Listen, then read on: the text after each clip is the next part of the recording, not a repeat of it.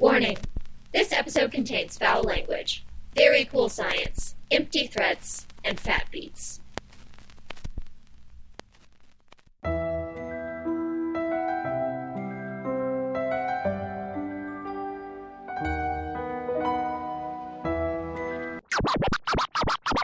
understand.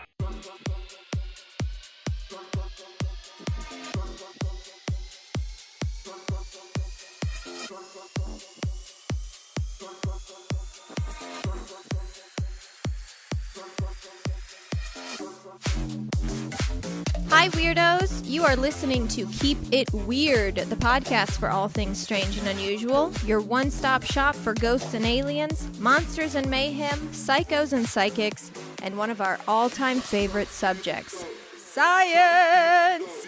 Check it out. This week is one of our favorite segments where I get to sit down with one of your all-time favorite guests and discuss what's going on today in the scientific world.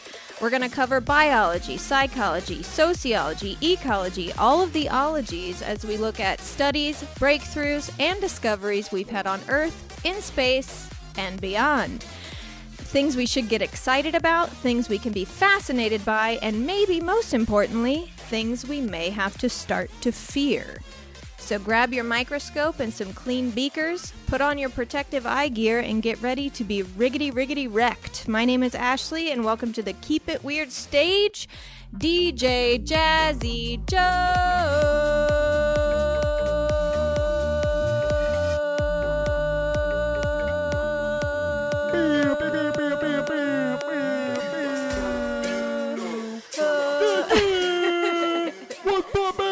Hey everybody, how you doing? Hi, hello. Hi, you're going to have quite a bit of audio editing to do on that last little bit right there.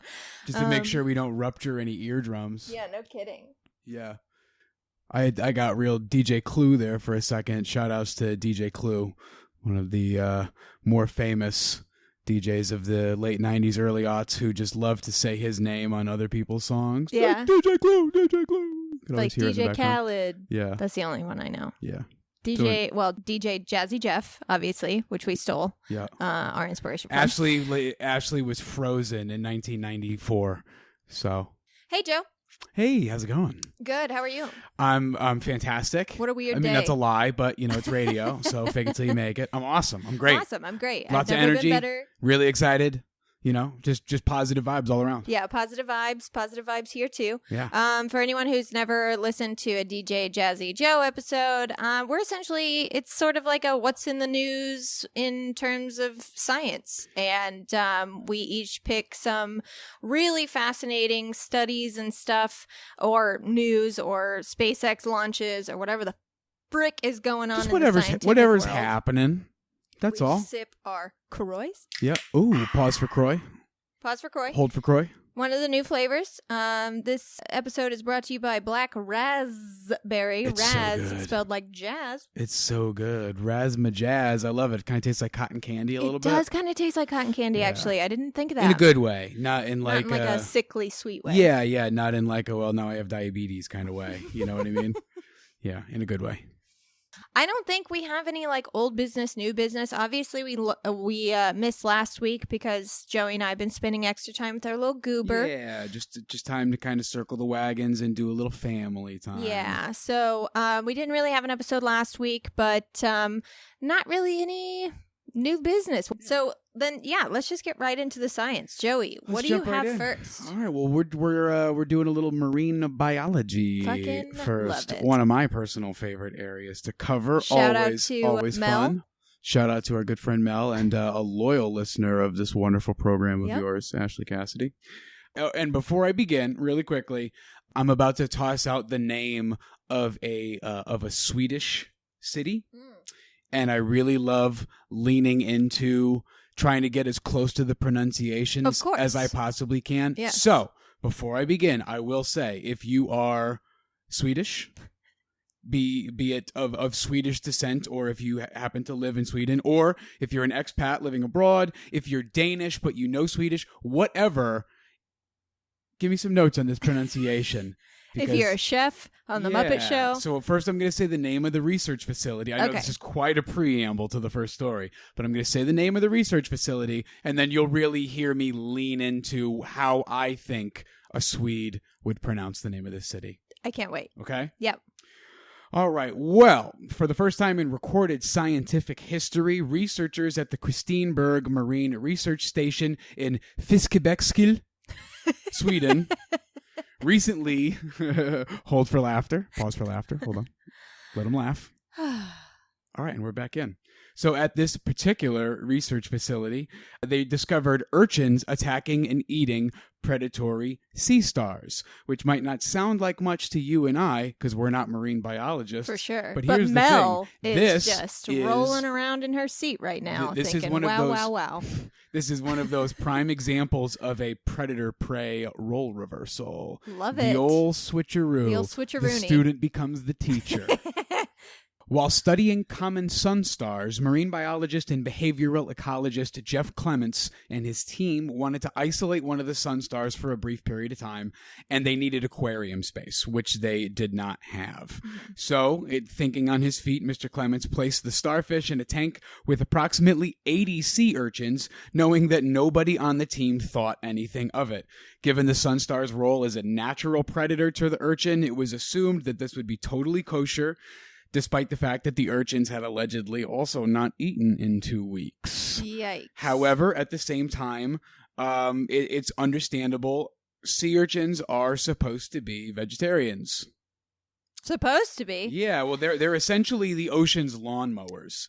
They have this insatiable vegetarian diet. They roam the seafloor. They consume just preposterous quantities of kelp and things like that. Algae and stuff like that. Yeah.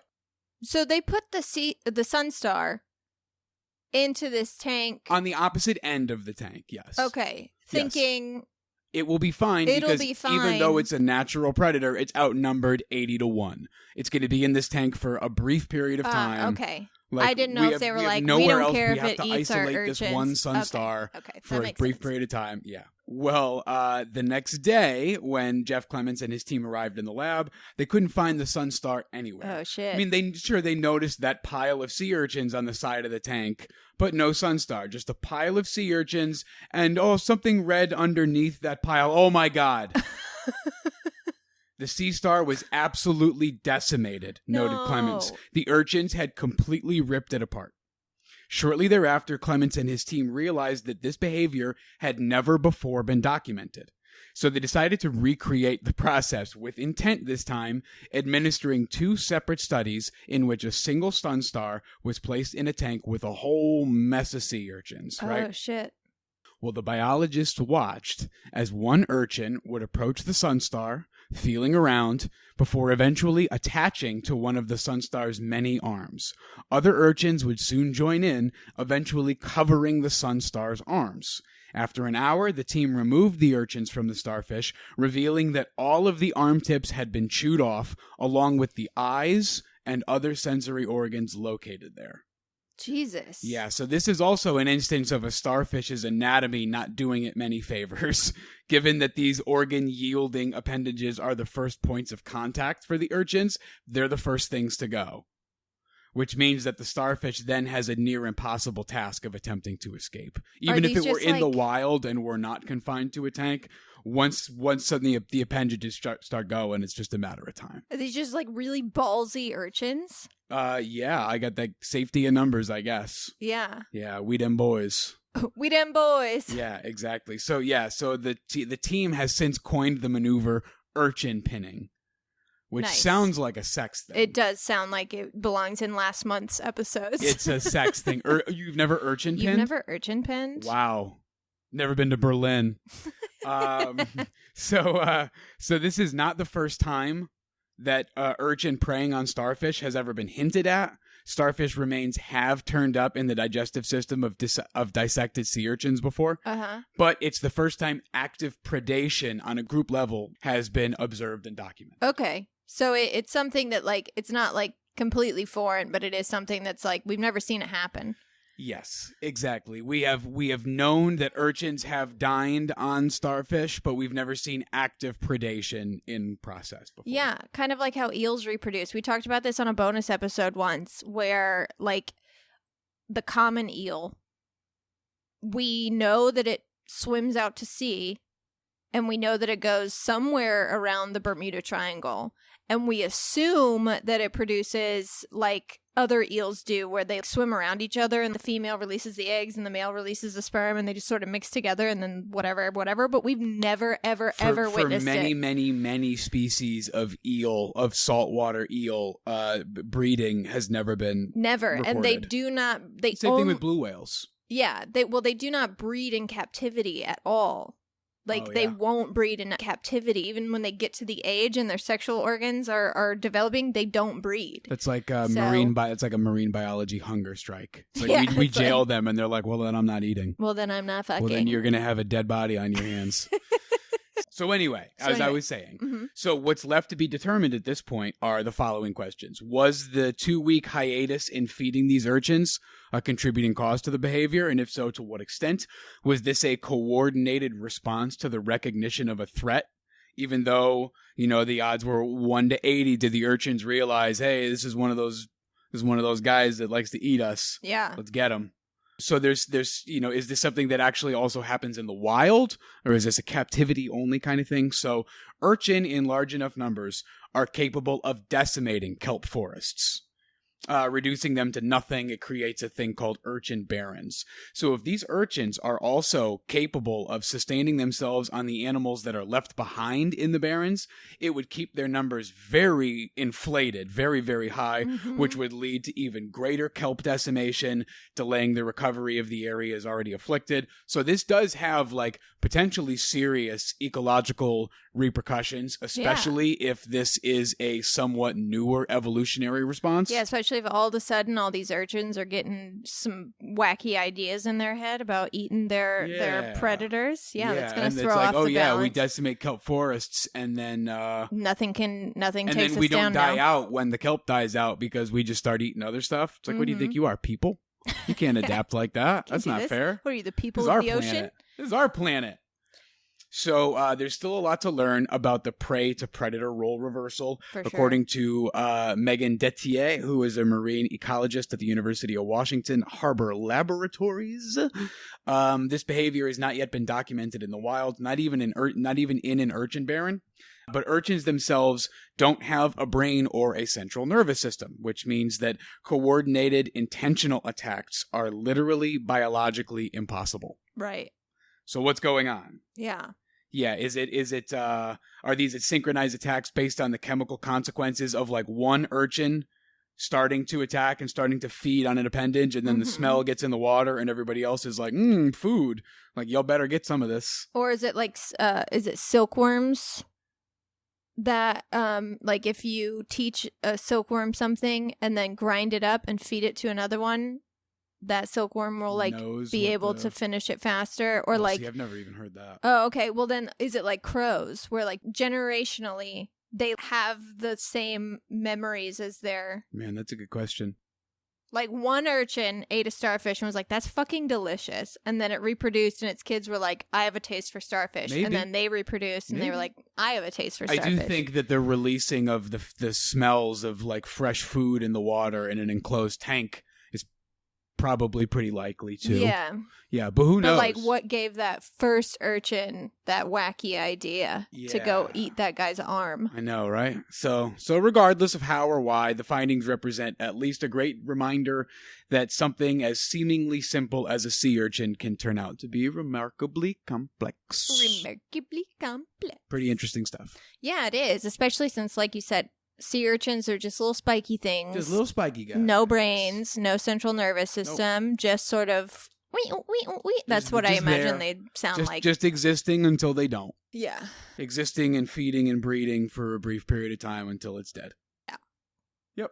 Just like all of us. Would it be horrible if we lost them? I don't know. Sea urchins. I don't know what the domino effect. I mean, there is a domino effect. Yeah, absolutely. Who knows? Hey, if it doesn't affect humans, I don't care. Who gives a shit? That's how I feel. What, the Does it coral affect reef's me gonna personally? be gone? Then it's a non-issue. When? I'm a modern American What do we man. need a coral reef for? Yeah, we Just don't kidding. need We those. need to breathe. I don't even like the Caribbean. Right? I only like the ride at Disney. Yeah, exactly. The you know pirate what I one. like? My hometown. That's what My I like. hometown. Yep. And I never want to Little- leave. Little ditty about Jack and Diane. That's what I like. So anyway, you have a story. Oh, I have so many stories. Tell me one of them. Something I've always been interested in, and especially so after watching the miniseries on HBO, Chernobyl. Oh, yeah. Oh, yeah. Oh, yeah. Oh, buddy. Chernobyl, the feel-good Summer hit. the feel-good miniseries of 2019. It was graphic and horrifying. And it was absolutely But it was really devastating and brilliant. Mm-hmm. I'm sure you all know, but just in case anyone doesn't, there was a deadly meltdown of a nuclear plant in Chernobyl in 1986. It was a perfect storm of the world's most hazardous materials, unsafe work conditions, and the Soviet Union's not-so-awesome leadership that led to 134 staff members and firemen being hospitalized with acute radiation syndrome. 28 of which died in the days to months afterward. An additional 14 suspected radiation-induced cancer deaths followed in the next 10 years. There have also been 15 or so cases of childhood thyroid cancer they believe to be connected. And overall, they believe that combined with the decades ahead of us, the death toll will be around 4,000 if you're looking at the three most contaminated Soviet states, and potentially 9,000 to 16,000 fatalities when you assess the total continent of Europe. Yeah, I mean, not to mention the fact that, I mean, it forced Chernobyl was a pretty populous city. I mean, let's see. Yeah. I want to find this out. How many people were lived in Chernobyl? Chernobyl. Okay, so in 1986, there were about 12,000 people who lived in Chernobyl. I mean, big city it is not, but it's a village, and it doesn't exist anymore. Yeah. The buildings do, and it's one of the most, I mean, this is preaching to the choir for, I guarantee 99.999% of the people listening. Just in case but for there's the one. two people listening who don't know much about this is kind of like the prime example on Earth of watching the planet take over the ruins of civilization. Yeah. It's pretty fascinating to watch how nature has reclaimed Chernobyl over the last 35 years. And adapted to a radioactive place. In spite of the fact that it is just laced with radiation. Well, to reduce the spread of radioactive contamination from the wreckage in 1986, the Chernobyl nuclear power plant sarcophagus was built over the plant.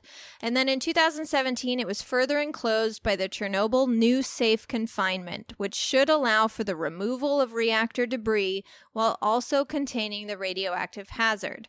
And the nuclear cleanup is scheduled for completion in 2065. So it is a very wild story. Highly recommend the miniseries if you want to watch it play out in a storyline. Yeah, type in of way, real time, in a dramatic dramatic recreation with brilliant actors. Well, we have potentially unfortunate news coming out of Chernobyl. Uh-oh. Tons of nuclear fuel in the plant's basement has started to react again, and it's showing no sign of stopping. Ugh. Researchers have obviously been closely monitoring the plant over the last 4 decades, and they have detected a steady spike in the number of neutrons in an underground room called 305/2. The room is full of heavy rubble on top of a radioactive mishmash of uranium, zirconium, graphite, and sand that oozed into the basement like lava before hardening into what is known as fuel-containing materials, or FCMs. And the rising neutron levels indicate that these FCMs are undergoing new fission reactions as neutrons strike and split the nuclei of uranium atoms, which creates energy. Oof. Bad. Yeah, bad. Walter Matthau, Bad News Bears. For now, the radioactive waste is just smoldering like embers in a barbecue pit, but if they are left undisturbed for too long, the embers could fully ignite and explode once again. Oh my God.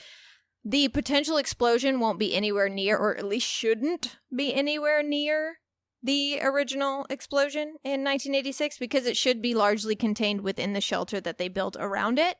But it would end up making the long-term mission of removing the material a lot more difficult. I can imagine, yeah.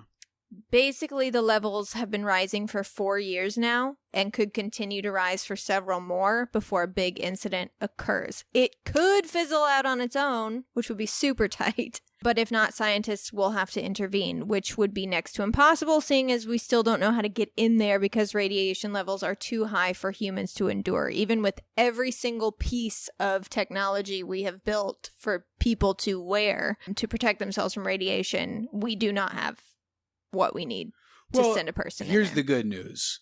Russia has an incredibly transparent government that always puts the needs of its people at the forefront of everything it does. True. Glorious be the People's Republic of Russia. So we should be fine. Glory to our exalted, timeless, ageless, all-knowing leader, Vladimir Putin. His infinite Best wisdom. hockey player in Russia. Greatest hockey player who ever lived. Mhm. Greatest leader who ever lived. All hail.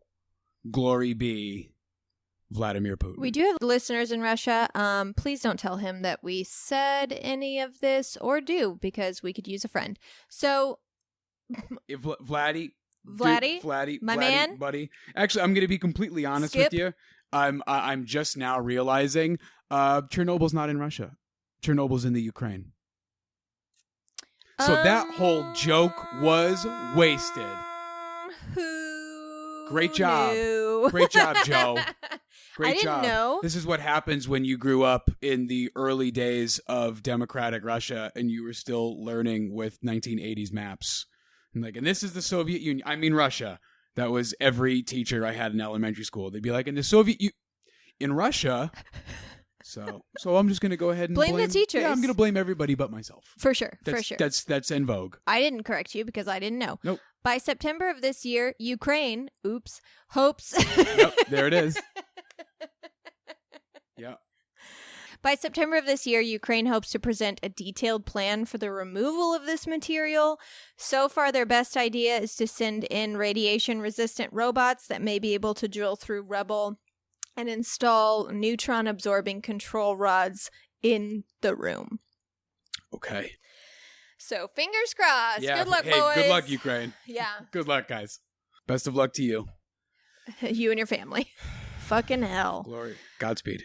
It's already so dangerous to send anyone into Chernobyl and to be like, who wants also, to be a martyr? Yeah, also, which is exactly what happened when first. I know. When it who first wants happened, to make it was sure like, that who their wants to families are die? taken care of forever and you will die a hero to the Soviet Union? And people were Line like, up. all right, I'll do it. Fine. Yeah. So anyway, I got more stuff to talk about. Good. Do you have a picker-upper, maybe? I do. A Okay, well-timed picker-upper. All right. So at this point, lots of folks have at least heard one of their more quote-unquote drug-friendly friends allude to the medicinal and psychological benefits of at least dipping one's toe into the psychedelic or psilocybin pool. Yes. Right. It's not just a groovy thing to do when you want to listen to Pink Floyd and spend an hour staring at a street lamp, memorized by its simple beauty and how frequently you take things like this for granted. Not that I speak from any kind of personal experience course on not, the matter of course or not. anything like that. So it can be Just hard to take dreams. that kind of advice from a friend whose employment is spotty and whose hygiene is questionable and whose vacation calendar is based exclusively around Burning Man. And who has one of those fuzzy velvet posters, blacklight posters in their bedroom. Shag carpeting. Yep. Hard to... Yep. Or just like shag carpeting in their closet. And it's like their special psychedelic closet. Their special room. That was a friend of mine, by the way. But so like I said, it can be kind of difficult to take their word for it when they're like, actually, microdosing LSD is proven. You're like, all right, man. All right, Okay, Ted. You smell like a foot. But at the same time, scientists have recently begun to grapple with what exactly LSD does to the brain, and they have found evidence that it really does blow open one's mind. So according to new research, psychedelic drugs put the brain into a state where it can flow more freely, unconstrained by prior beliefs of how the world is supposed to work. Okay. The findings also have implications for treating anxiety and depression. So according to Parker Singleton, This is a doctoral candidate / student at Cornell University. Big shout out to the Nard Dog and Broccoli Rob. The brain is like an engine that generates predictions about the world based on prior experiences. Mm-hmm. So as these experiences accumulate, the engine becomes more refined and efficient, increasingly capable of cutting through extraneous noise, but this happens at the cost of becoming more rigid and more likely to discard harder to classify experiences. Psychedelic drugs, the hypothesis surmises or suggests, unwind the influence of one's prior beliefs and the effects they have on the brain, which allows thoughts to flow more freely, unimpeded by past assumptions. As just one example, what our brain does on a daily basis is predict faces. You see them in a cloud, you see them in a piece of toast. Yeah. That's one of the many ways that our brain can kind of fill in the gaps for us based on prior experience. Okay, does that make sense? Totally. And I was also thinking, our brain's past experiences like that dictate things like PTSD. Yep. And loud noises automatically being associated with gunshots or bombs, bad things. Not just, ooh, that's loud. It's panic. Yeah. Or, even to take it into like a sociological thing like racism. Because you can't, because you have your experiences and they are fixed. Yep. They are fixed in you and you're so rigid that you cannot even step out of your own person and your own experiences. Yeah, you've been conditioned to have imagine what it would be like. And physiological responses to different sights and sounds and smells. Exactly. For sure. So to quote Mr. Singleton, when you're a child, your brain is very malleable. You don't have all of these models for your whole life yet. You're able to more continuously update your beliefs. At some point, those models harden. They become more difficult to shape. Under psychedelics, we open up a new window to do that. This, says Singleton, is the relaxed brain under psychedelics, or the rebus model that his team has set out to examine. Parallels to this can also be drawn to the Tufts University neuroscientist Eric Hole's, quote, noisy brain hypothesis, which attempts to explain why we dream. According to Hole, the brain goes about constructing patterns from observations of the world the same way a prediction-generating AI does. And much like an AI, the brain can become overfitted, quote unquote, too accustomed to the repetitive data set of a person's routines and proving less capable of adapting to new situations. Dreams exist basically to inject some much needed noise to loosen up our systems, like offering a jolt to prepare them for unexpected scenarios. Can I step in real quick? Of course. That actually is really interesting because that's just a theory that he has because dreams, we have no idea. Yep. But that is an interesting idea of people who dream things before they happen. Yeah. Because especially if it's something completely out of the ordinary, like the one I had about the spider in my car, like that might be an anomaly, but something where it's like you're in class and your friend said this thing and you're like, I had a dream last night when you said that thing. It's like your dreams are predicting. Your brain predicting the future based on its previous data set. Yeah. What are things that are likely to happen? You are likely to be in class. You are likely to be talking to this friend. Yeah. You are likely to bring up this conversation. And sometimes it throws you a real curveball. Yeah. Like Mitch Hedberg says, sometimes you have to build a go-kart with your ex-landlord. Sometimes there's a spider in your car. Yeah. Sometimes your brain takes a real swing for the fences. Maybe it gets it right. Okay, cool. Yeah. So to test the rebus model, Singleton's team analyzed MRI brain scans taken from a 2016 Imperial College London study of 20 healthy volunteers, either on a placebo or on LSD. They saw that the volunteers' brains switched between 4 distinct states or activity patterns while they rested inside the scanner. 2 of the states primarily involved the sensory parts of the brain, and the other 2 were more connected to the top-down, kind of analytical brain regions, responsible for generating accurate pictures of the world.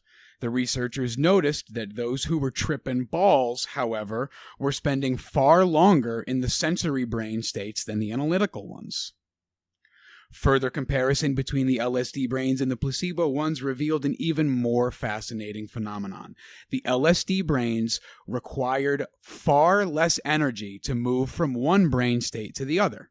So according to Singleton, this is a quote, "If you think of our neural connections as like a series of roads and highways, LSD doesn't change the roadways, but it does lower the energy you need to get from one part of it to the other. It flattens the energy landscape between different parts of the brain, bringing them closer together." Wow. Yeah, and then I've got some science here that I'm going to leave out because we're talking about like serotonin receptors, 5-HT2A and stuff like that. Really, really yeah, complex. pretty sciencey, maybe not super radio friendly. Mm-hmm. Yeah. So the flattening of the brain basically enables regions that wouldn't usually talk to one another. Suddenly they're in an open conversation with one another, which may be the cause of the childlike freshness or like I feel like myself for the first time perspective that users of LSD often report. Right. So as familiar resemblances melt away and the boundaries between objects becomes blurred, users can find themselves fascinated by the foreign appearance of once unremarkable items, like I don't know, branches. The street lamps on the campus of Occidental College in the Eagle Rock neighborhood of Los Angeles, just as a That's totally really specific. Totally random example. Just to pull something, no personal experience, just a totally random, we'll say, the kind of antique-y looking street lamps lining the Occidental College campus in the Eagle Rock neighborhood of Los Angeles, California. Circa 2017. Circa around earlier than that. Just No, theoretically just like speaking, earlier than that. I will say 2014, 2015. Yeah, somewhere around there. So this profound shift in brain activity explains why psychiatrists have begun to consider integrating psychedelics into treatments for mental health disorders like PTSD, anxiety, depression, and Singleton once more says, quote, "Our hypothesis is that in a diseased state, your brain is going to have higher energy hills and lower energy valleys. More so than a placebo, different parts of the brain can't talk to each other. That's why someone stuck in a negative pattern of thought could be having a hard time. In spite of any new evidence, they're not able to see that there are reasons to be happy. Psychedelic therapy could flatten out that energy landscape again and allow more information to come in. It could allow depressed or anxious people to update their models of the world." I wonder if it would have negative effects on someone who was getting the appropriate amount of serotonin and did have healthy thinking patterns. Sure, would definitely something that would need to be tested in a controlled environment. If it would just make their life better, or if it would be like, oh, what happened? Too much fun. There is such thing as too much fun and too much money. So the next thing that this team is planning on using LSD to further map out, different states of consciousness. Oh, hell pretty cool. Yeah. So, like I said, it's not just your dirty, smelly friend in the drug rug walking around playing bongos on Venice Beach, talking about the therapeutic benefits of LSD. Some pretty smart people are starting to suggest that it might actually have some legitimate, honest-to-God therapeutic benefits. For sure. And mushrooms, too. Mushrooms, even more so, because those are natural. non-synthetic. Yeah, exactly. And the thing is I think so many people hear that and they're like, there's no way I'll take drugs. And it's like, we're talking about microdosing. Yeah, we're not talking about we're not talking about people walking around you won't even feel high. It's such a small dose that it affects your brain chemistry, but it doesn't get you high. Sort of like how I take Xanax. Yeah, you'll be taking like 20 milligrams of, it's like, oh, I've got a totally manageable, small, prescribable who could dose. like listen to that and still be like, it's a drug. It's just fucking die, you old shit. Just get out of the way. Just get out of the fucking road. We are trying to build a utopia. Get out of the fucking road. Okay? You fucked this up. Get out of the fucking way. Yeah. Let us have this. You had your fun. You had your fucked home you could afford. Yep. Your college you could afford. Yep. And you get to enjoy your Social Security. So congratulations. You were born at the greatest fucking time in the best place in history. Just take the fucking spoils of your good fortune and fuck off. Yeah. And go away. Let us try to carve out our own fucking life. Which is going to be 24/7. Which is going to be a bunch of pansexual, transgendered, just, fluid, pierced, tattooed, tattooed, polyamorous, pierced, drug users, vaguely, like olivey brown skin colored. Hell yeah. All the lights will We're be just neon. going to do all the things that your deepest, darkest secret is that while you were masquerading as a hippie, you were actually a fucking racist. And now you're just an old, scared fucking asshole who needs to get out of the way. Get out of the fucking way.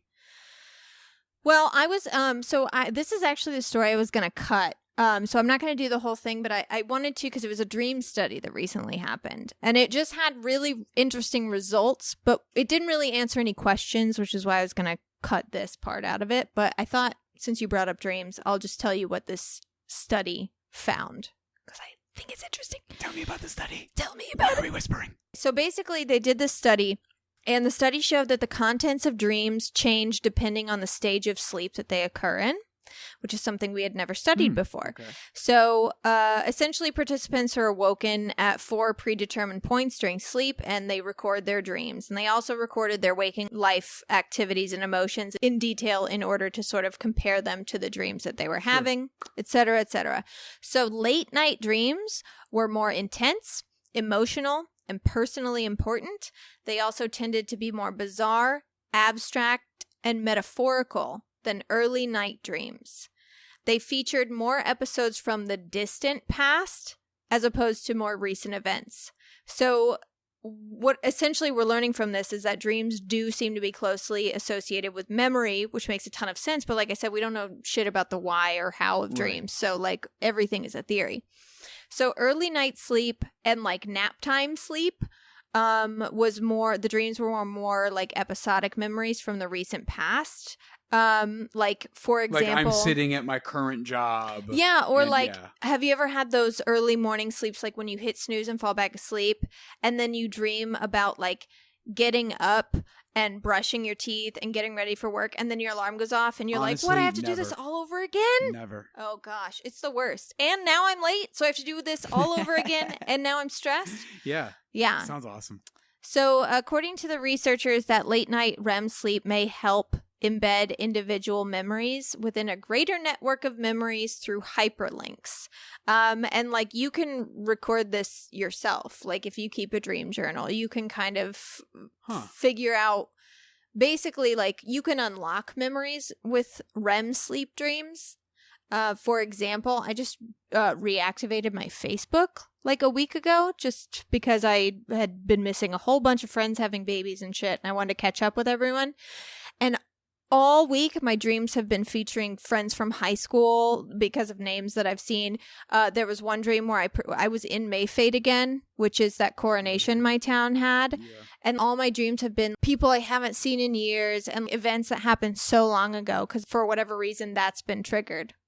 But my naps, like the other day when I had a nap and I woke up and I dreamed that my teeth fell out, my bridge fell out. Yeah. So that's a recent event thing because it was just a nap. Okay. Yeah. Wow. Interesting. Yeah. So, anyways, that's that. I'm Poltergeist, and I make inappropriate songs about horror movies. So basically, I just came to see some naked D's and A's for free.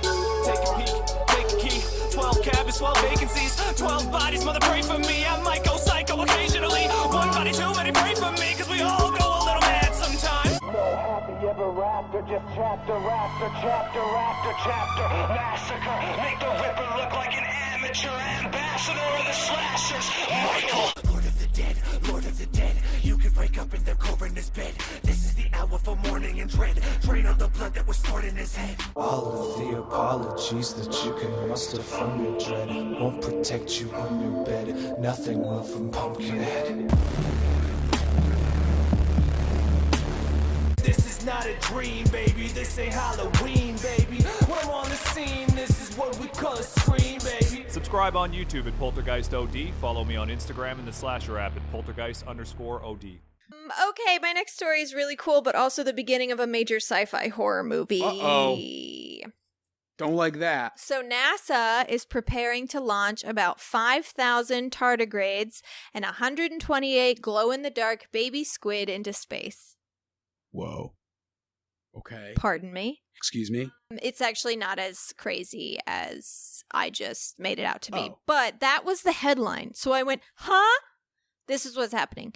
For anyone who doesn't know, actually, a tardigrade are those little tiny organisms. They're microscopic, and they're known as water bears because they look like tiny little bears going around. They can survive the vacuum of space. Yes, exactly. So the animals are heading to the International Space Station on June 3rd. So when this comes out, it'll be yesterday. Oh, boy. They're there. Part of SpaceX 22nd cargo resupply mission. And like Joe was saying, tardigrades are kind of insane. They're capable of surviving extreme radiation. They can survive pressures 6 times those found in the deepest part of our ocean. Yeah. They can survive in the total vacuum of space as well. They live on frozen asteroids hurtling through the galaxy, and they're just basically hibernating, waiting to land wherever they land. Exactly. And in case you're like me, sitting here hey, don't send them into space. We have no idea what they could grow into. It's far too late, because in April of 2019, an Israeli spacecraft crashed into the moon during a failed landing attempt, and it was carrying thousands of dehydrated tardigrades. Yeah. And scientists are pretty positive they not only survived the trip, but will also be able to resuscitate themselves if they haven't already. So that's fine. I'm not terrified. I sleep just fine at night. Thanks for asking. They're not going to turn into some sentient, vicious army that can survive in the vacuum of space for many, many, many, many, many, many, many, many, many, many, many, many, many generations. For sure. I'm not scared for myself. That will happen. I'm scared. They will come back here and enslave us all. Great grandchildren who are going to be ruled by monster water bears. Tardigrades. So, okay, they're indestructible. That's why they were the chosen creature to go. But why send them to the space station? Good question. Astronauts are hoping to study them and attempt to identify the specific genes responsible for their amazing feats of adaptation in high-stress environments. And we're already doing this on Earth. We've already been studying them for many years on Earth, but on the space station, these studies should give us some pretty cool insights into the health impacts of long-duration space travel. They want to examine the molecular biology of the water bears to look for signs of any immediate and long-term adaptations to life in low Earth orbit. And that's an area that subjects our astronauts to the rigors of zero gravity and increased radiation exposure. That's the most dangerous place for them to be. So basically, when these little buggies arrive frozen and are thawed out, we should be able to study them and get some, cool insights we can use for future therapies that could help protect our astronauts' health during prolonged space missions. And these little guys may end up being the creatures that lead us to discovering things you see in sci-fi movies like cryogenics and cryosleep. Which is awesome. Yeah. Now, the little squid babies, these little boys have special light-producing organs in their bodies where the bioluminescent bacteria give the squids their glow, which is just like the algae and everything. It's a bacteria that they use. And the squid are actually born without the bacteria. They acquire it from the ocean around them. So that's why they're sending babies. They don't have the bacteria yet, but they're going to introduce the bacteria to the squid as soon as the animals get thawed out on the space station. So they're hoping to investigate the relationship between the bacteria and the squid to see how the microbes interact with animal tissue in space. And this is going to help them determine which genes the squid turns on and off to accomplish this feat, and if it's different than what they do on Earth. Wow. And knowing this could help humans better understand their gut and their immune system microbiomes across long-distance space journeys. So it turns out this probably won't turn into a literal space nightmare, luckily. The more we understand about the human body in extreme conditions like space and zero gravity, we're going to end up understanding more about our bodies here too. And I would love to know more about my gut and why it's always making funny sounds. And Joe would love to know why he's always farting. So good luck, boys. Why am I always farting? Good luck, boys. It doesn't matter what I eat. It doesn't matter what I drink. I eat a lot, I fart. I don't eat a lot, I fart. I eat fruits and vegetables, I fart. I eat junk food, I fart. I eat cheeseburgers, you guessed it, I fart. You guessed it, I keep farting. It doesn't matter. Wow. You want to go for the big kahuna, baby? Well, from one space story to another.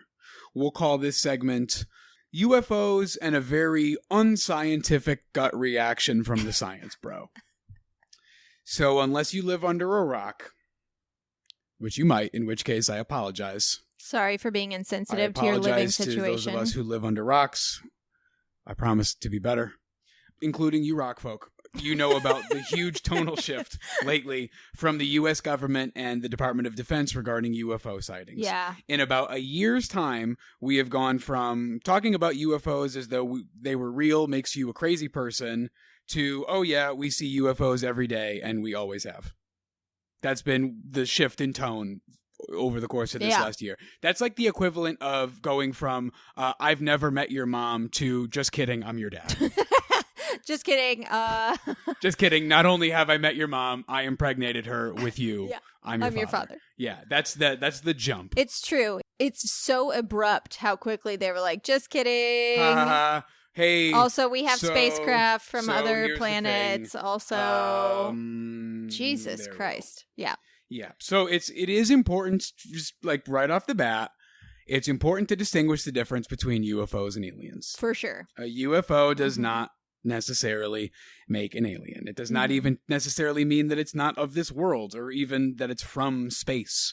But with recent disclosures showing aerial craft descending 80,000 feet in 1 second before vanishing from radar, or flying through the air, defying the laws of physics, and then splashing down in the water and disappearing because apparently they can travel through water, and all submarines in the area lose track of it. It's just, we can at least put to rest the idea that these are crafts created by humans in this time. Yes. Or on this timeline. Absolutely. If you want to get all Event Horizon with it and say that it's us from the future, more power to you. You're entitled to that opinion. But this isn't like a dude who was born in 1971 is flying this thing around. Yeah. You know what I mean? Yeah, exactly. Okay, this is otherworldly. This is either aliens or this is like multi-dimensional, trans-dimensional time travel shit here. Okay? Yeah. I mean, just talk to any American soldier of any rank who is familiar with Americans' technology and then all other militaries around the world. It's not even like, this is the next best step. Technology. Yeah, it's not like Period. This is 1 or 2 steps ahead of where the planet is at. It's like this is like light years ahead. You have to understand speaking. Gravity to make these crafts, not of this and world. we don't. Yeah, not of this world. For sure. Now, there are a billion articles that have come out in the last few months on the subject. So rather than dictate what's going on here, I wanted to instead share with the listeners the various ways that this all makes me feel. Oh, yeah, I love it. Given my near 30-year fascination with this subject. Yeah, you've been very excited lately. Every once in a while, we'll be sitting on the couch and Joe will look over at me and be like, hey, babe. And I'll be like, what? And he'll be like, aliens are real. So aliens are real. Yeah. Like, I know. Isn't it exciting? So as I have recounted on this show, UFOs and aliens have been, without a doubt, my personal deepest interest into all things unknown.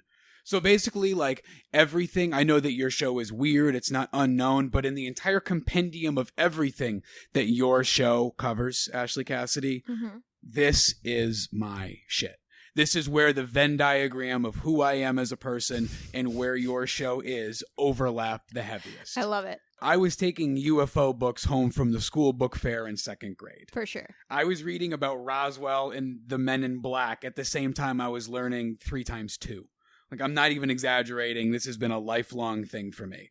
So needless to say, this is a very exciting and gratifying and vindicating time for me. Vindicating is huge. Yes. Yeah. I've never really cared when someone didn't share my beliefs because, you know, I'm smarter than most people I know, I think. and I stand, I'm maybe not smarter than most people I know. I'm smarter than most people I come across. And I'm capable of standing on my own 2 legs. So if somebody was like, it's crazy you believe in aliens, I'd be like, I believe in some crazy shit. That's fine. Yeah. I don't mind that you that you think I'm crazy. But it feels really good to have my uber pragmatic, measured, cynical, skeptical, brilliant engineer friend tell me these are aliens, we're fucked.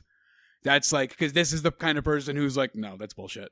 I'd be like, hey, did you know? He'd be like, that's not true. Like That's the not how it time works." we went to the Salem. We went to like the cemetery in Salem. Yeah, and he where was the talking witches were about buried. how the witch trials were basically just a front. It was just a land grab from the richest people in town trying to consolidate power and land and wealth.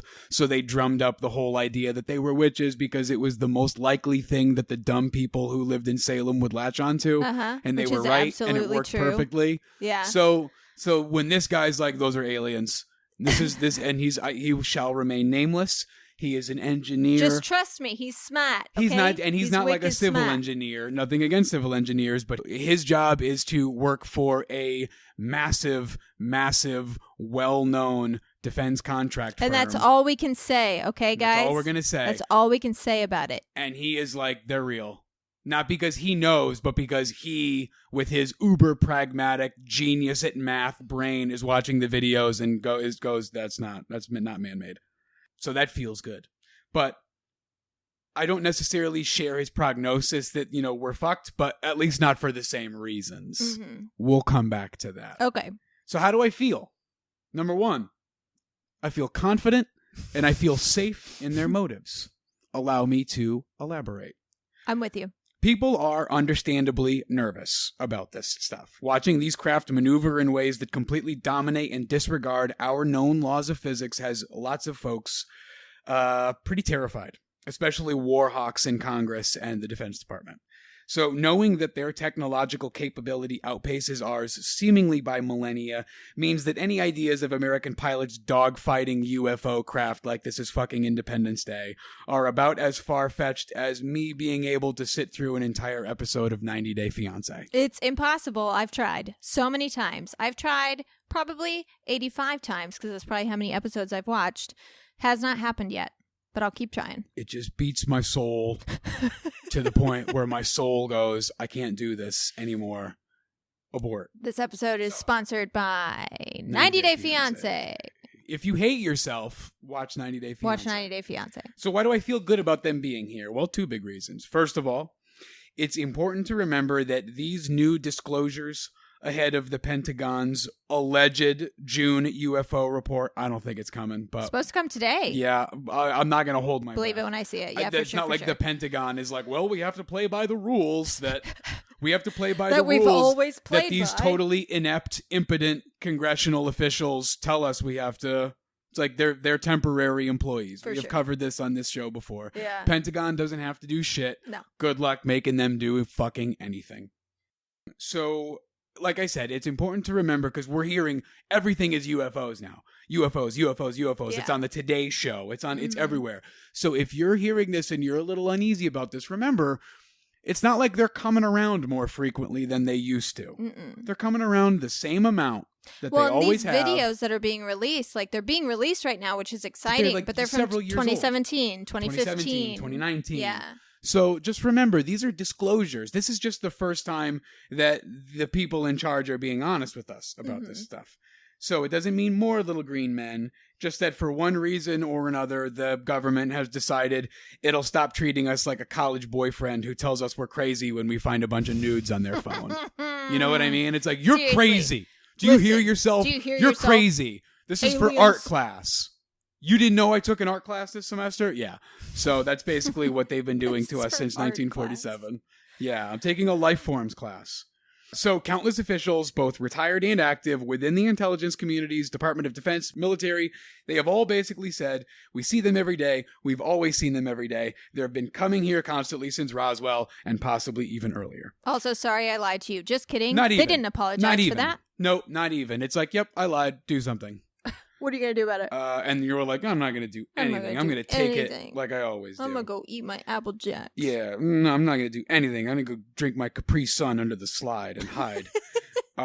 So that leads me to the second reason that I feel fine about UFOs being here. They've been coming here for decades, possibly for millennia, and guess what? We're still here. We're still here. At It's any fine. point in time, from the first modern humans until this sentence, they could have wiped us off the face of the earth without breaking a sweat, and they haven't.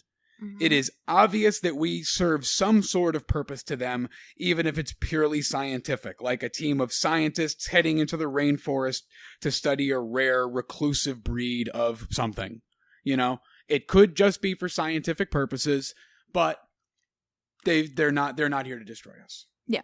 They're not. Furthermore, there are fucking countless declassified reports, both American and former Soviet, which document instances in which UFO sightings around and above nuclear missile silos immediately precipitate a full systems failure on the launch pad, which means that those stationed at these said silos lose any and all ability to control and or fire the missiles. Yeah, that's always been, and it's never they've launched a missile. It's always that they have, it's almost like they're showing you, listen, we have the power to do this. These weapons are not okay. Yep. And it makes me feel safer knowing that there's a higher power in charge of that than us, because we are irresponsible. We're the worst. We do not think about our actions. We're the fucking worst. Yeah. And so to know that the old guy, I'm not going to say his name, he who shall not be named, had the nuclear codes for this country, knowing that like there was a higher power that could have been like, no, you're not just launching kidding. that. You're not actually. That's really reassuring. Nice. Yeah, it's reassuring. Yeah. Well, there's actually a very famous instance of a test being destroyed. Retired U.S. Air Force Lieutenant Dr. Robert Jacobs was stationed at Vandenberg Air Force Base. Vandenberg Air Force Base, near Big Sur. It was like right before Vietnam. I want to say it was like 63, 64, something like that. And this is one such occasion wherein dummy warheads were attached to Atlas rockets, and there was a test launch. They were going to test the capability to launch these warheads attached to this particular kind of rocket. Mm-hmm. So the first rockets fired off without a hitch. Lieutenant Jacobs and his team watched from a distance through, a bunch of telescopes and devices, high-tech, low-tech. They're examining this in every possible way that they can at the time. Yeah. The rocket goes through all of its, 3 stages of incline, no issue, boom, burners burn off, the launch pad comes off, all of that shit, right? The rocket's screaming across the sky, 12,000 miles per hour, and then this mysterious craft not only catches up to the rocket while it's in flight, but it's also able to, dart around the rocket in flight, as though the rocket were not traveling at 12,000 miles per hour. Yeah. It's like the rocket's stationary. Mm-hmm. And this device has not only screamed across the sky and caught up to it, but it flies around it in this weird kind of zigzaggy pattern like a fly. It's almost like they can control time. Yeah, exactly. And then suddenly the craft emits bright flashes of light that hit the rocket, and the craft vanishes, and instantly the rocket began to malfunction. It tumbled out of its trajectory, crashed into the Pacific Ocean 100 miles from its intended destination.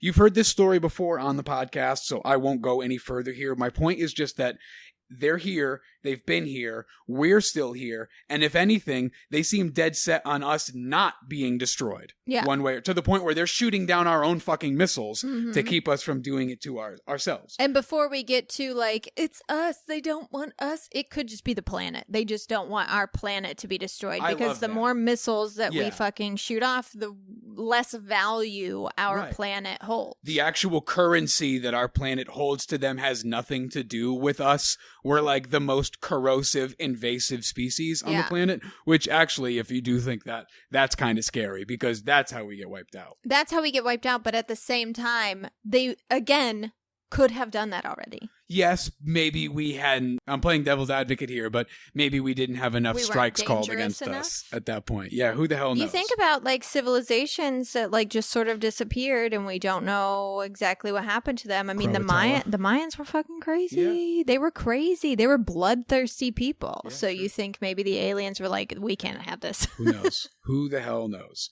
So personally, I feel great about the fact that they're here and that they're real. That they're really real, which is really exciting. I feel great about them being here. I feel terrible about who they're going to meet and how we will almost certainly handle this very poorly.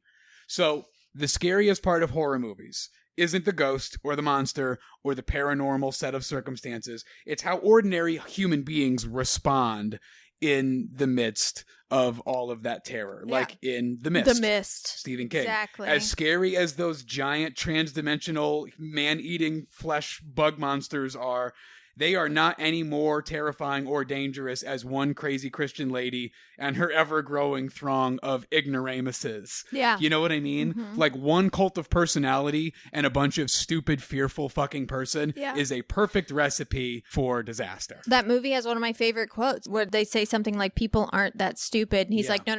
No. A person is not stupid. People are frightened, irrational, reactionary. Exactly. Yeah. Exactly.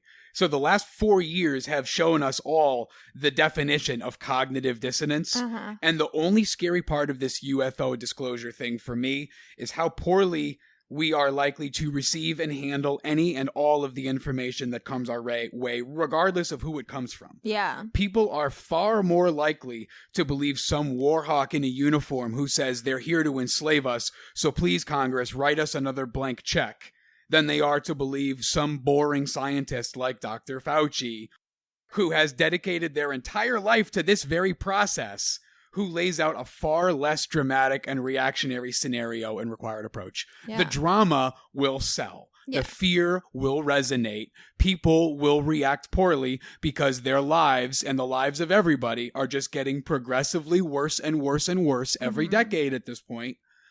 And it's like a perfect melting pot for a bad response to this very thing. Oh, for sure. Because this thing, aliens are real. The announcement, the press release or the, Biden announcing it, however it's going to happen, it shouldn't be political.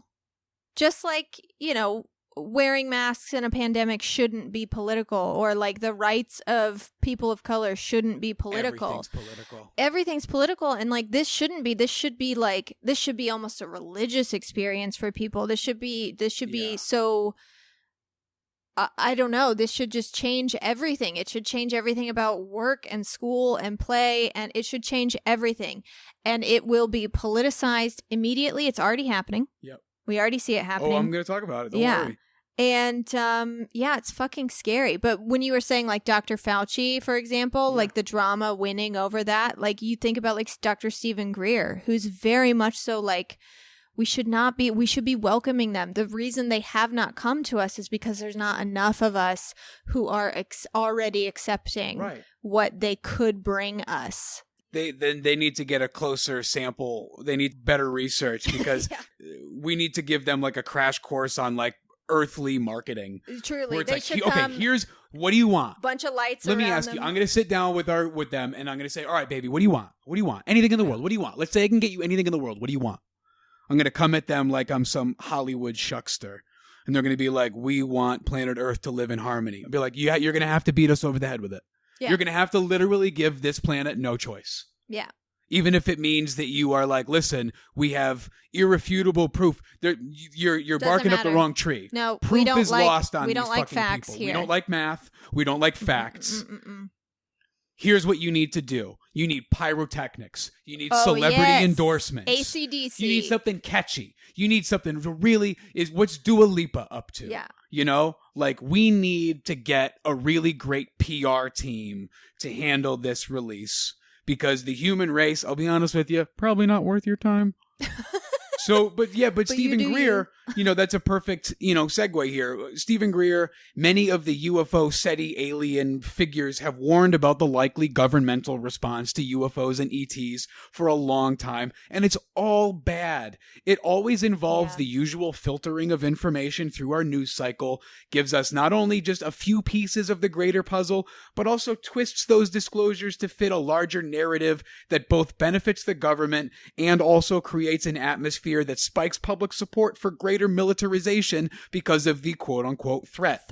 If they have been coming here for at least the 75 years since Roswell, as has been disclosed, we still cannot even come close to approaching their technological prowess, and we're all still here. What fucking threat? I know, and you watch the videos. What is threatening about any UFO video you've ever seen? At any point in time when we have scrambled jets or submarines or aircraft carriers, nothing. Not one bad thing has ever fucking happened to any of our warships that go to intercept them when they come here. Now, I'm not so peace, love. Like, I live on the this universe is fucking I live made here. of So regardless of positive how I want vibes. things to be, I'm also capable of looking at how things are. For sure. So I understand you violate a sovereign state's airspace, Mm-hmm. jets are going to get scrambled. Yeah. We're not necessarily being aggressive by doing that. It's just precaution. We've got an Mm-hmm. unidentified flying aircraft over airspace. It's not supposed to be there.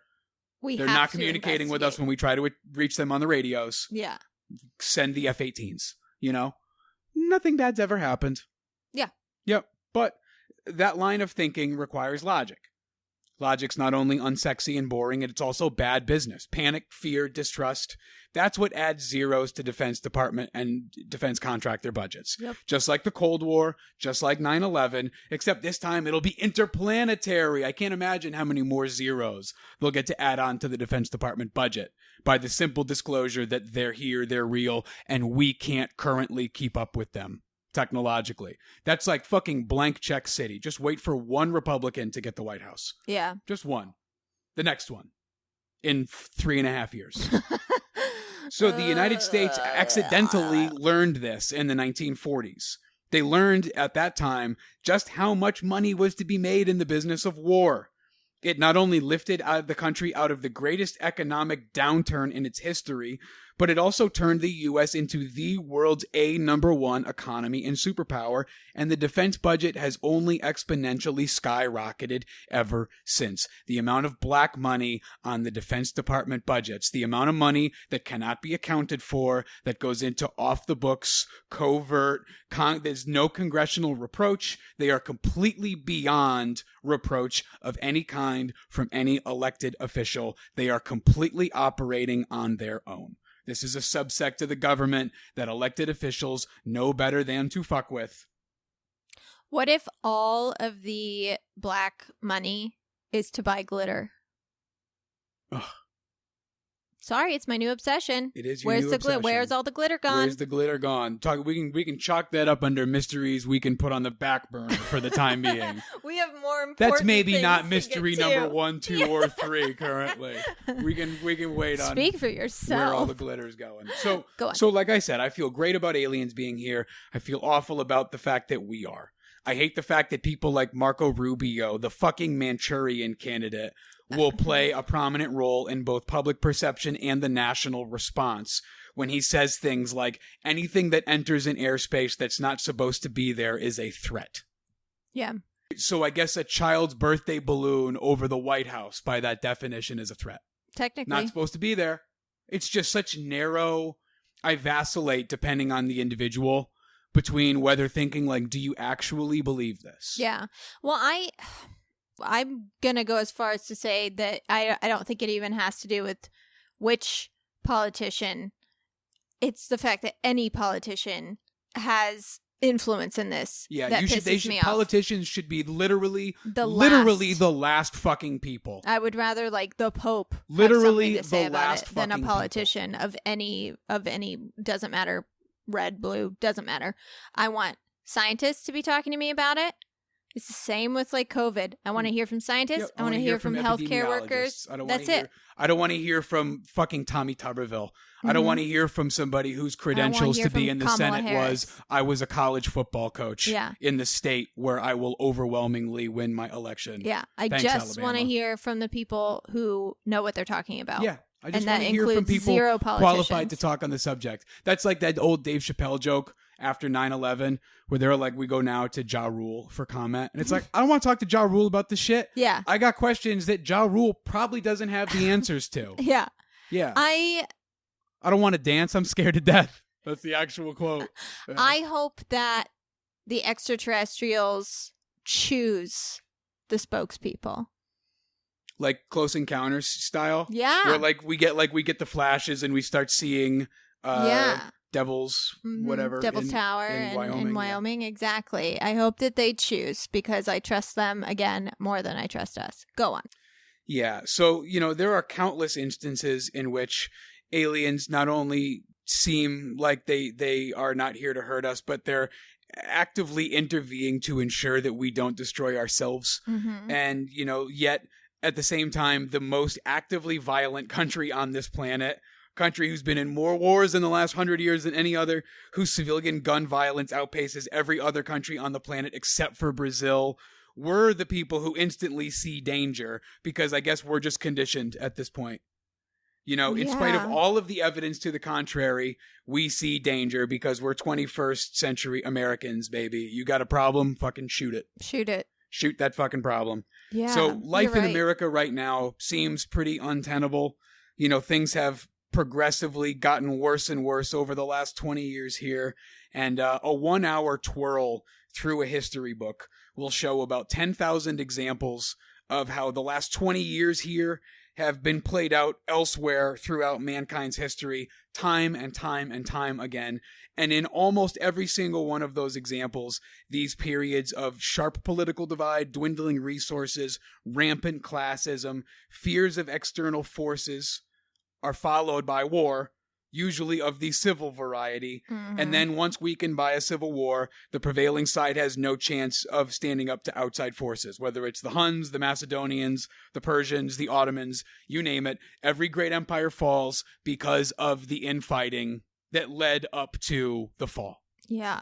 So my hope is that our friends from above or elsewhere, wherever you are from, I hope that you can somehow, some way, help us get get us backtrack, please. I hope that you can help get us back on track before America becomes just yet another superpower that destroyed itself, because it sure looks like we're trending in that direction.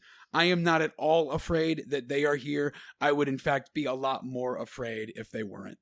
I couldn't agree more. Actually, next week, guys, we are doing an extraterrestrial episode. Me, Lauren, and Caitlin D. Oh, boy. Who is a really talented musician and also the host of Goth Yearbook After Hours. She's coming on the show, and we're going to be talking about extraterrestrials in a way that we have never talked about them on the show before, and that's sort of the belief that they are here and they are among us. So we're going to be talking about the supposed different races of extraterrestrials, how they've influenced people. Also, like the, you know what? I'm going to spoil it. Listen to the episode. Just listen to the episode. What am I doing? What's with the hard sell? These people. I know. What did I say to you the other day where I asked you a question? You asked me if I wanted to do or take part in something, and I was like, yeah, sure. And you were like, yeah, because, you know, blah, blah, blah, blah. And I'm like, yeah, I'm good. Let's do it. And you're like, yeah, because, you know, because if you did, then, you know, and I'm like, why are you still trying to sell me on this? I already said yes 3 times. I said yes, I want to do it. I'm in. If anything, you're talking me out of it at this point. Yeah, I was just very excited. Anyways, that's all the time we have this week for Keep It Weird. Thank you all so much for listening to our show, and thank you again for allowing me and Joey the week off last week to get over my second COVID dose and spend some time with my sweet baby girl, Gabby. I really can't tell you how much I appreciate it and how much we appreciate your well wishes as well. Thank you as well, Joe, for doing another DJ Jazzy Joe. I've learned a lot. I know. Yeah, it's been about a year. It has. It's been a minute. Mm-hmm. It's good to be back. And I hope you guys learned something too. Do us a huge favor and head over to iTunes and rate our show 5 stars. Every review counts, and also it just makes our day when we get one. I swear to God. What? If I find out that you listen to this podcast every week and you haven't given a 5-star rating yet, I'm going to find out where you live. Listen. And I'm going to toilet paper every square inch of your property. We have thousands of listeners. And I have thousands of rolls of toilet paper. 260-something reviews. I got all it's the not toilet fair. paper. But I understand that you guys listen on different platforms. Like, it's not totally your fault. Yeah, but you know how to go on iTunes. But also, Just you know how to iTunes. go on iTunes. Just do it. It goes a long way. It does. It really does. So do your girl Ashley a solid. You got a free 30 seconds. Go on iTunes, find the podcast, give it 5 stars. In case you guys don't know, the first thing people ask, like, about our show has nothing to do with content or even downloads. They ask, how many followers do you have and how many reviews do you have? And we're like, this does not reflect... our downloads. And like, I get it. Listen, I go on the internet. 21st I don't like century. leaving reviews. I don't like rating things, which is why I am actively imploring you to do your girls, Ashley and Lauren, a real big old solid here and just take 30 seconds. You got 30 seconds. You got 30 seconds. Also, if you have social media, follow us there at Keep It Weirdcast on Instagram, Facebook, and Twitter, where we post info on upcoming episodes, events, and giveaways. And also, we play games and share memes, and it's just a really good time. It's just a good place to be. It's just a really good place to be. If you want to know about ways you can support our show further, aka in a financial way, cha-ching, cha-ching, head over to www.patreon.com/keepitweirdpodcast, where you can donate $1, $5, or $10 to our show once, or set it up to donate monthly, and it will get you shout outs on the show, discounts on merchandise, a monthly newsletter, and a crap ton of past and present bonus episodes that come out every single month. $1.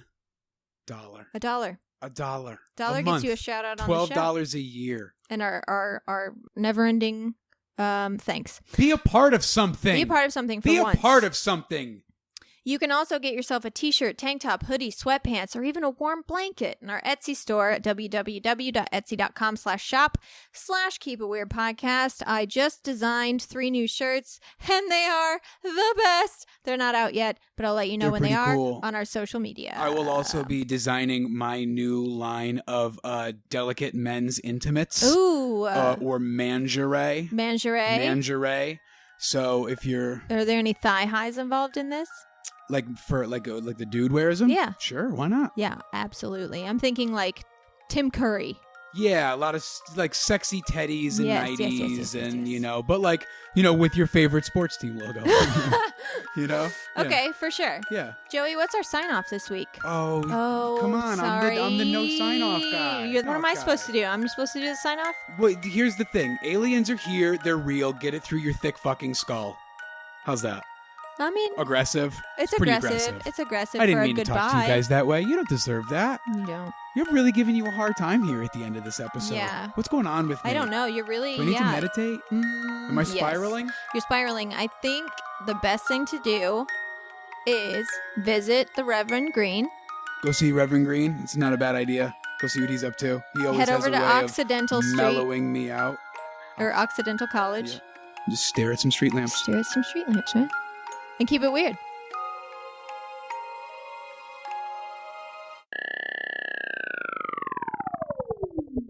Sound check. 1 2 1 2. DJ Jazzy Joe in the room. Good. Those are good rhymes. Those are really fresh rhymes. Thank you. I hope my levels look okay. Your levels are low. Are they really? But you always get so much louder when we actually record. Is the thing. I do. I guess this is like the calmest version of you, and then as soon as we record, you're like, "What's up, weirdos?" Hey! And I'm like, "Oh my god." Oh my god.